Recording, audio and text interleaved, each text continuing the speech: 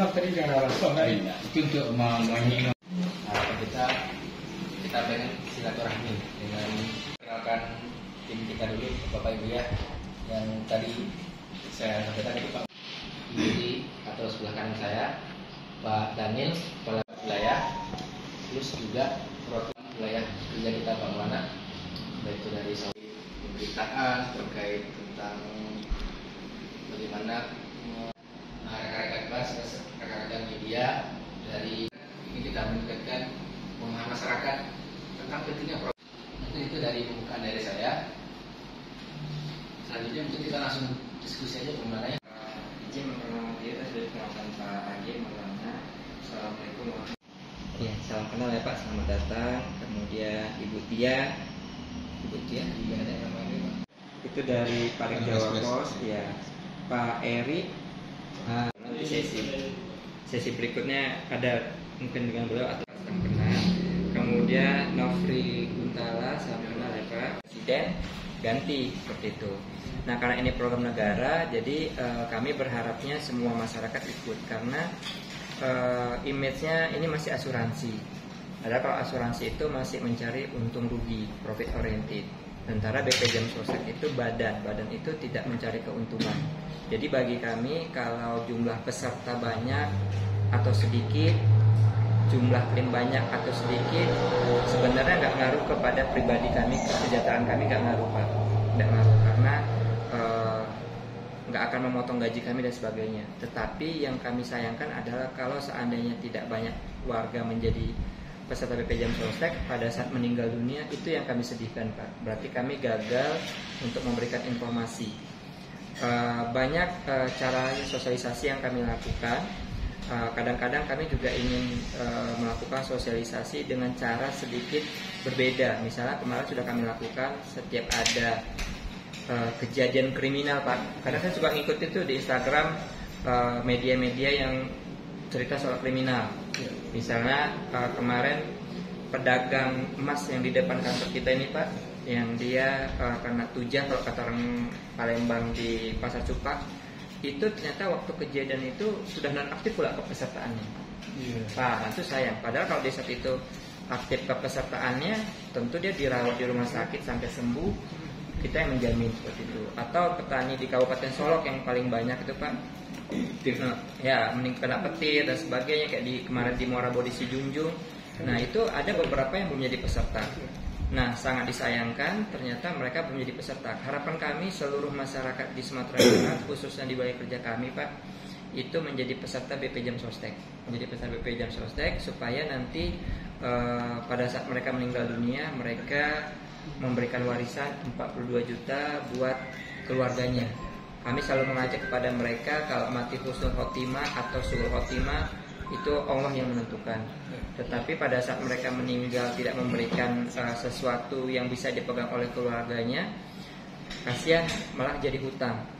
Kadang pernah ada kejadian di Kabupaten Solok itu salah satu pekerja rentan dapat 42 juta, 40-nya habis buat bayar rentenir Pak. 2 jutanya yang aman. Tapi kalau kata Indonesia masih untung ya Pak. Kalau enggak tanah dan rumahnya tergadai seperti itu. Jadi izin kami mulai cerita ini Pak. Sama bahkan kadang-kadang masyarakat bilangnya kalau sudah ada tadi sudah disebutkan sekarang landasan hukumnya ini yang tetapi karena anggaran dan sebagainya tidak semua dipenuhi Pak. Utamakan memberdayakan masyarakat yang lemah dan tidak mampu. Jadi inilah peran negara. Lalu lanjut ke 2000 yang layak, kemudian pasal 41 ayat 1 mendaftarkan penerima bantuan iuran seperti itu. Ya, dan semua orang sudah mendapatkannya, bisa dikatakan demikian. Tahun 2021 diharapkan nanti setiap warga itu mendapatkan kepastian atas kabupaten kota, berarti dinas tenaga kerja yang terkait ya Pak. Itu untuk mendorong. Contoh misalnya kematian, kita tidak akan pernah tahu kapan kita meninggal dunia, kita tidak bisa memprediksinya. Kemudian kecelakaan kerja, itu jangka pendek karena kita tidak akan pernah tahu kapan kita akan kecelakaan kerja. Kemudian ada kehilangan pekerjaan, kita tidak akan pernah tahu besok tiba-tiba naudzubillah kita dicopot jabatan atau seperti apa, itu jangka pendek. Kemudian ada jangka panjang itu jaminan hari tua dan jaminan pensiun. Nah, untuk segmentasi kepesertaannya itu ada pekerja penerima upah seperti saya, bapak-bapak dari Diskominfo, kemudian bapak-bapak dari wartawan yang mendapatkan upah. Ada juga yang bukan penerima upah. Contoh misalnya saya praktek pribadi kan saya nggak menerima upah, tapi saya mencari upah saya sendiri.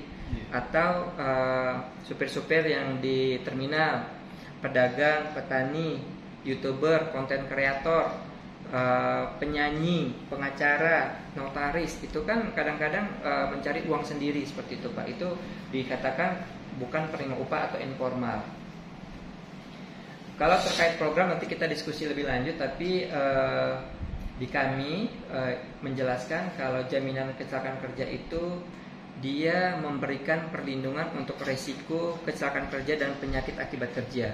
Saat ini orang berpikir kalau kecelakaan kerja sama penyakit akibat kerja itu tugasnya BPJS Kesehatan. Padahal ini adalah tanggungan dari BPJM Sostek untuk kecelakaan kerja sama penyakit akibat kerja. Dia fasilitasnya ada, benefitnya ada in cash benefit dalam bentuk santunan Bapak Ibu uang, kemudian ada dalam bentuk pelayanan in kind benefit. Kalau jaminan kematian murni dalam bentuk uang, jaminan kematian. Kemudian ada jaminan hari tua, ini sifatnya tabungan. Nah, ini kami sekarang sedang mendorong. Awal kami di sini masyarakat tidak banyak tahu tentang jaminan sosial tenaga kerjaan. Sekarang sudah mulai tahu dan saya yakin juga berkat Bapak Ibu semua yang di sini, saya yakin itu. Dan sekarang kami mendorong mereka punya tabungan, Pak. Orang Minangkabau ini kami tanya sama beberapa pinca perbankan tuh jarang menabung di bank, Pak, ternyata. Lebih bagus orang Minangkabau ini nyimpan di bawah bantal. Kenapa? Karena kadang-kadang rupanya di perbankan itu dapat bunga itu kalau saldonya di atas 1 juta ternyata sekarang ketentuannya. Kalau nggak dapat, malah dipotong biaya administrasi. Makanya orang malas sekarang nabung di perbankan. Nah, kami tawarkan nabung di BPJM Sostek hanya dengan minimal 20.000 per hari tanpa biaya potongan administrasi dan bisa ngambil kapanpun, bahkan kalau saldonya itu tabungan kurang dari cairkan seperti itu. Kemudian ada jaminan pensiun. Jaminan pensiun ini biasanya untuk pegawai itu kan sedang magang di Darmas Raya, Husnul Khotimah dan ahli warisnya dapat keuntungan juga 42 juta. Keuntungannya paling nggak adalah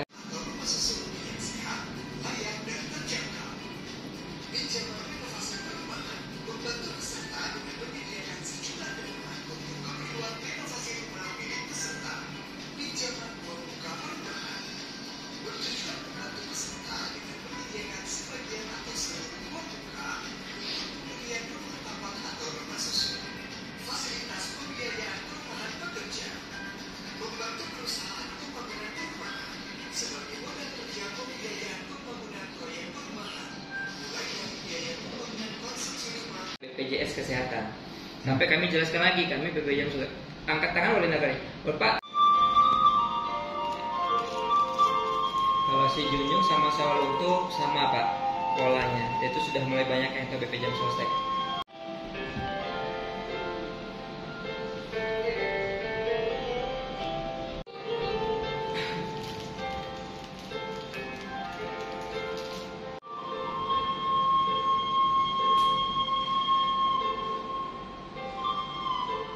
Jadi daftar kan KTP ibu rumah tangga, tetapi pakai dia ikut bertani. Kayak saya, istri saya buat kue Pak, jualan, mau nggak kue seperti itu, daftar. Atau misal istri pakan ayam dan sebagainya demi pekerjaan suaminya. Jadi bukan ini juga, itu, ya. Nah, ini juga ada isu juga Pak, selain itu. Kalau nasional itu data kita ya, data kita ini di kita di kota Solok aja itu ada 1,7 M. DBH itu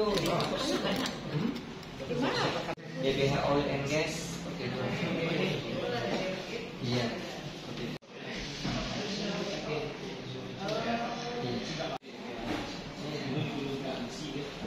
Izin Pak, kegiatan kita hari ini dalam rangka apa nih? Kegiatan kita hari ini dalam rangka meningkatkan brand awareness BPJS Tenagakerjaan atau BPJS Sostek kepada seluruh lapisan masyarakat. Jadi kita berharap seluruh masyarakat, khususnya masyarakat pekerja, dengan bantuan teman-teman pers, insan komunikasi, mereka tahu BPJS Sostek dan segera mendaftar sebagai peserta BPJS Sostek seperti itu Pak. Ada tujuan tersendiri enggak, atau PR tersendiri dari BPJS sendiri Pak? Tujuan kami dan masuk PR adalah bagaimana supaya 100% masyarakat di wilayah kerja kami itu menjadi peserta aktif BP Jam Sostek, Pak. Itu tujuan akhirnya. Karena manfaat BPJS Jam Sostek ini cukup banyak ya Pak. Ini Iya, manfaat seperti BP, apa ini? ya, manfaat BP Jam Sostek sangat banyak. Sederhananya seperti ini, Pak. Pada saat mereka diberikan kartu, isi kartunya itu isinya 42 juta rupiah sebenarnya, dan itu akan diberikan kepada ahli waris kalau meninggal dunia dalam waktu 3 hari kerja. Kemudian kartu tersebut isinya uang beasiswa pendidikan 174 juta untuk 2 orang anaknya sampai perguruan tinggi kalau seandainya meninggal dunia akibat kecelakaan kerja atau penyakit akibat kerja. Kemudian isi kartu tersebut adalah biaya pengobatan tanpa batasan biaya, unlimited cost kalau masuk ke rumah sakit akibat kecelakaan kerja, dirawat di rumah sakit, salah satu rumah sakit pemerintah. Jadi itu ialah isi kartunya, Pak.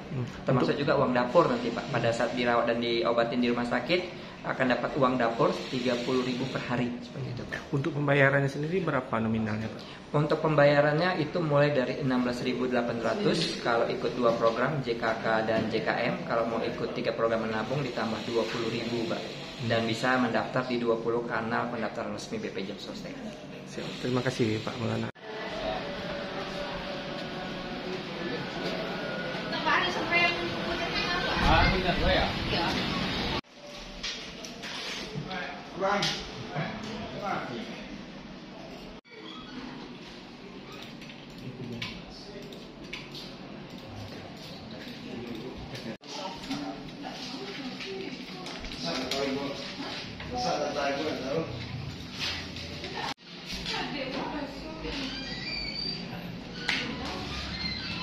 Tutupnya kita jam 3:30 lah ya. 3:30. Tapi kalau tutup kantornya jam 7.